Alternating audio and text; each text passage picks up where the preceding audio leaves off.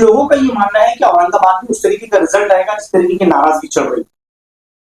16 तारीख तक रुक जाइए आप, इतनी बेचैनी किस बात की है? हमें पूरा यकीन है। और औरंगाबाद के ताल्लुक से तो आप ये बोल ही नहीं सकते हैं, क्योंकि ये वही शहर है जिसने पूरे हिंदुस्तान को समझाया, बताया, दिखाया कि इत्तेहाद क्या होता है। और उसी इत्तेहाद का नतीजा है कि इस शहर के अंदर कभी किसी ने तसव्वुर नहीं किया था कि एक एमएलए चुनकर आ सकता है, कभी किसी के ख्वाब ख्याल में नहीं था कि कोई एमपी भी यहाँ से चुनकर आ सकता है। यही शहर ने दिया है। पिछले टाइम हमारे 26 कॉरपोरेटर्स थे, इस बार 16 तारीख का आप इंतजार कर लीजिएगा, आपके सवाल का जवाब आपको मिल जाएगा कि मजलिस को कितनी सीटें मिलेंगी। देखिए, आवाम मायने रखती है, और आवाम किसके साथ है मुझे आपको बताने की जरूरत नहीं है। आप सड़क चलते आदमी से पूछ लीजिएगा कि वो किसके साथ है, किसको वोट करने वाला है, आपको आपका जवाब मिल जाएगा। उसमें इलेक्शन के अंदर तो हर राजनीतिक पार्टी ये दावा करती है कि साहब हम जीतने वाले हैं, हमको मिलने वाला है। ये आप लोग नतीजा निकाल लीजिएगा, आवाम से बात करके, आम सड़क के ऊपर चलने वाले इंसान से बात करके, उनको आपको जवाब मिल जाएगा आपको कि क्या होने वाला है। जिस तरीके से टिकट का वाटअप हुआ है उसके बाद में ओवैसी पैनल तैयार हुआ है, हर जगह पर ये सिर्फ आपको लेकर नाराजगी है।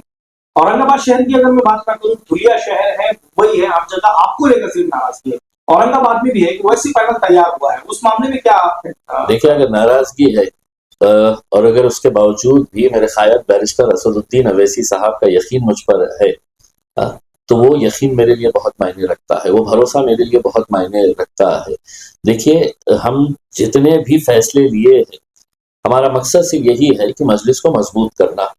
और इस कोशिश के अंदर हो सकता है कि कुछ लोग हमसे छूट गए, इसका मतलब ये नहीं होता है कि जो लोग छूटे हैं वो किसी भी लिहाज से कम थे, वो किसी भी लिहाज से बराबर नहीं थे, इसीलिए दूसरों को मौका दिया गया।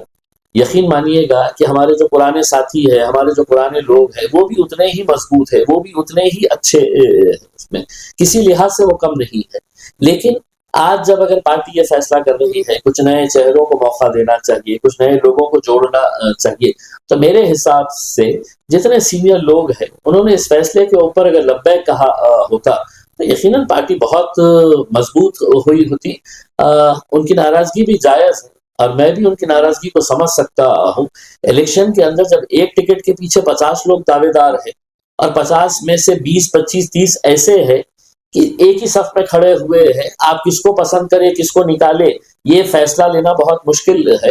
तो आखिर में ये फैसला किसी एक के ऊपर आकर रुक जाता है, और जब एक के ऊपर आकर रुक जाता है तो बहुत सारे लोग उस फैसले को कबूल कर लेते हैं और बहुत सारे लोग हैं तो फिर बगावत का सुर ये कर देते हैं। लेकिन वो पुराने लोग भी हमारे हैं और मैं उनसे आज भी आपके जरिए अदबन गुजारिश करना चाहूंगा उसमें कि इख्तलाफ होंगे, लेकिन आज अगर हमको मजलिस से मोहब्बत है, असदुद्दीन अवैसी साहब से अगर मोहब्बत है, इम्तियाज जलील है, कल नहीं रहेगा उसमें, कोई दूसरी जगह दूसरा इंसान मेरी जगह देगा उसमें, लेकिन हमको मजबूत मजलिस को अगर जिंदा रखने का है, मजलिस को अगर हमको आगे बढ़ाने का है, जब तक हम हाथ में हाथ मिलाकर अगर हम रास्ते के ऊपर नहीं निकलेंगे तो हमारा मिशन और आपका मिशन भी यही है, आपकी ख्वाहिश भी यही है इसमें। तो यहाँ पे शख्सियतें मायने नहीं रखती है इसमें। आप मजलिस के एक बड़े मिशन को समझिएगा, बड़ी उनकी जो मेहनत है अवैसी साहब की, उस मेहनत को समझिएगा। उनका एक स्लोगन है, इम्तियाज जलील हटाओ मजलिस बचाओ। देखिए, अगर असद साहब ने मुझे अगर अभी हुक्म दिया मैं कहीं और जाकर पार्टी के लिए प्रचार करूं, मुझे कोई फर्क नहीं पड़ता है इसमें। मैं महाराष्ट्र के अलग अलग मुख्तलिफ इलाकों में जाकर मैं ये करूंगा। अगर कोई ये चाहता है कि इम्तियाज जलील ने औरंगाबाद के अंदर प्रचार नहीं करना चाहिए, और अगर असद साहब इस बात को मानते हैं, मैं जरा सा भी मेरे को फर्क नहीं पड़ेगा उसमें। असद साहब मुझे हुक्म करते हैं कि तुम जाकर है तो कहीं दूसरी जगह के ऊपर बैठ जाओ, मैं वहां पे जाके कोशिश करूंगा उसमें। देखिए, मैं आपको यही कह रहा हूँ कि यहाँ पर शख्सियतें मायने नहीं रखती है। यहाँ पर इस पार्टी के अंदर असदुद्दीन अवैसी साहब और अकबरुद्दीन अवैसी साहब ही है इसमें। इम्तियाज जलील जैसे कितने लोग आएंगे और कितने लोग जाएंगे साहब। आप मेरे पे गुस्सा निकाल कर आप मजलिस को कहीं ना कहीं कमजोर कर रहे हैं उसमें। वो आपकी लड़ाई, आपकी नाराजगी जितनी भी है उसमें, आप लड़िए मेरे खिलाफ, आप जितनी शिकायतें हैं आप असद साहब के पास जाकर करिएगा, लेकिन ये 15 दिन अगर हमारे हाथ से निकल गए तो मेरे हिसाब से बाद में उसके बाद हमारे पास से पछतावे के और कुछ नहीं रहने वाला है। कल एक आपके उम्मीदवार ने अपना फॉर्म वापस लिया है, उसको लेकर शहर में बड़ी चर्चा है कि टिकट के पहले लोग खिलाफ थे, जिनको टिकट दिया उन्होंने जो है वापस फॉर्म अपना वापस ले लिया। तो इमाम को किसी तरह की इसका नुकसान उठाना पड़ सकता है। देखिए, यकीनन बहुत बड़ा मुझे तो जाती तौर के ऊपर धक्का लगा है कि ये फैसला किस तरीके से और क्यों लिया गया है, क्योंकि हमने फैसल खान साहब को, एक सीनियर मेंबर है, उनको जब टिकट दिया था तो पिछले कई महीनों से उनकी ख्वाहिश थी कि मजलिस ने उनको उम्मीदवारी देनी चाहिए। हमारी कोशिश ये थी कि उनके खानदान के अंदर जो नाइत्तफाकियां थी, कुछ नाराजगियां थी, तो वो भी खत्म हो जाए करके हमने पहली मर्तबा एक खानदान की दुश्मनी को खत्म करने के लिए हमने चचा भतीजे को एक साथ मैदान के अंदर उतारा। हाँ, भतीजा भी इसरार कर रहा था कि चचा को वोट देना चाहिए करके उसमें, और अचानक जब ये फैसला आता है कि विड्रॉल से 10 मिनट पहले हमको खबर मिलती है कि साहब वो विड्रॉ कर ले रहे हैं करके, अब मैं इसका क्या जवाब दूंगा उसमें? हाँ? अगर उनको वापस करना था तो फिर उन्होंने लिए क्यों? सवाल ये पैदा हो जाता है, इतने महीनों से इसरार किए क्यों और वजह क्या थी? इसका जवाब मैं नहीं दे सकता हूँ, जवाब उन्हीं को देने का है। आवाम उनसे ही सवाल करने वाली है।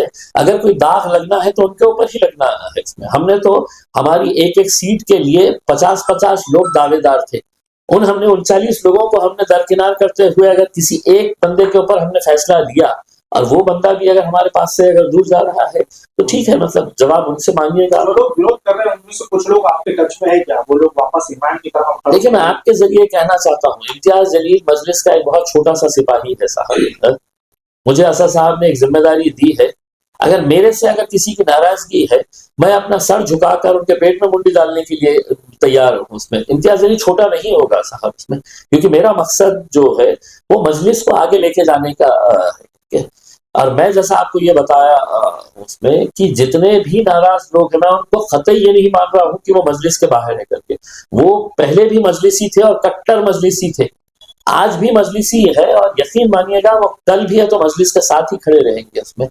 ठीक है, उनकी नाराजगी मेरे साथ हो सकती है, मेरी भी नाराजगी बहुत सारे लोगों के साथ थी, लेकिन मैंने सबको लेकर चला। मैंने जितने सारे लोगों को लेकर चला हूँ, नाराजगियां होने के बावजूद भी, कुछ बातें मेरे सामने आने के बावजूद भी, कुछ सच्चाइयां मुझे समझ में आने के बावजूद भी, मैंने सबको लेकर चला पार्टी को मजबूत करने के लिए। पार्टी तोड़ना बहुत आसान है साहब, पार्टी को बिखरना बहुत आसान बात है, लेकिन जोड़े रखना ये एक बहुत बड़ी बात है। और पूरा हिंदुस्तान है तो इस शहर को देखता है कि यहाँ पर मजलिस कैसी एक मजबूती के साथ खड़ी रहती है करके उसमें। तो मैं आप लोगों के जरिए उनसे अपील करना चाहूंगा, अब भी वक्त है कि हम आए, मिले, और आप अगर कहेंगे कि भरे चौक के अंदर इम्तियाज जलील तुम्हें आना है और हमारे पेट में मुंडी डालना है, तो इम्तियाज जलील यकीन मानिएगा मजलिस की खातिर छोटा नहीं होगा, मैं वो भी करने के लिए तैयार हूँ। अकबरुद्दीन ओवैसी यहाँ पर आने वाले हैं, इस तरीके का माहौल रहेगा? कितने दिन वो लोग यहाँ पर?